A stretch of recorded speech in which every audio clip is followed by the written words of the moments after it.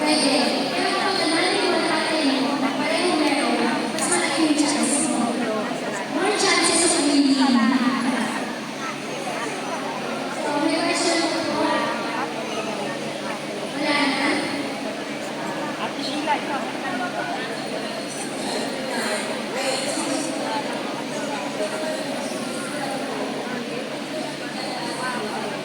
Pwede naman,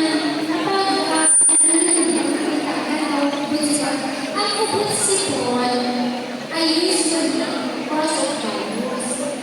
So, ano ang gamot? Actually, water therapy. Hindi tayo, kahit hindi yung gamot sa ubod sipon, mawawala yan ng tubig ang sa laba. Totoo yun. Kaya kasi, nakikita naman, most of the time, 90% resistant lahat ang ubod sipon ng process. Virus. Ang virus, dadaan na sa buwan mo, sasaktan ka lang yan, iiwanan ka lang yan. Iiwanan ka lang yan, dadaan lang yan. Pero ang bacteria, that's the only really antibacterial or antibiotics. Kaya, ubod sipon simula ka na, we don't give antibiotics. Too much antibiotics, magandaan rin sa katawan mo, hindi mo rin tapos ang Panginoon, masisira ka ba? Ang bata ba, pwede rin mo sa labas?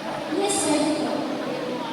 6 months, hindi ko, 6 months old and above pwede. Kaya lang, ayaw nila na nasa. Ayaw. Kasi 6 months old and below